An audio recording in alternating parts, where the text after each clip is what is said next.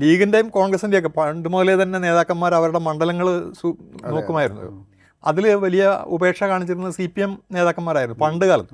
ഇപ്പോൾ ആ സ്ഥിതിയൊക്കെ മാറി.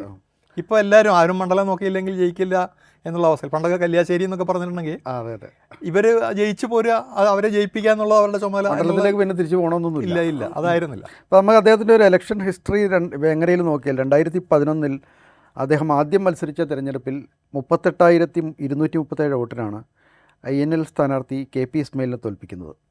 2016 വീണ്ടും അദ്ദേഹം തന്നെ മത്സരിക്കുന്നു.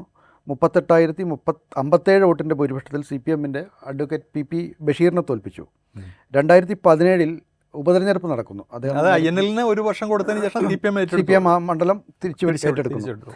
I അഹമ്മദ് മരിച്ചതിന് ശേഷം അദ്ദേഹം ഉപതെരഞ്ഞെടുപ്പിൽ ലോക്സഭയിലേക്ക് മത്സരിക്കുന്നു. അപ്പോൾ ആ സമയത്ത് മത്സരിക്കുന്നത് KN ഖാദറാണ്. അന്ന് KN ഖാദർ അഡ്വക്കേറ്റ് PP ബഷീറിനെ തോൽപ്പിക്കുന്നത് 23,310 വോട്ടിനാണ്. അവിടെ നമ്മൾ ശ്രദ്ധിക്കേണ്ട ഒരു വിഷയം 15,000 വോട്ട് കുറഞ്ഞു എന്നുള്ളതാണ്. കുഞ്ഞാലിക്കുട്ടി മാറി നിന്നപ്പോൾ 15,000 വോട്ട് കുറഞ്ഞു. വീണ്ടും 2021 എത്തുമ്പോൾ PK കുഞ്ഞാലിക്കുട്ടി തന്നെ വീണ്ടും മത്സരിക്കുന്നു. CPMലെ P ജിജിയെ തോൽപ്പിച്ചത് 30,596 വോട്ടിനാണ്. അത്തരം ഒരു അതിൽ ശ്രദ്ധിച്ചാൽ അറിയാം,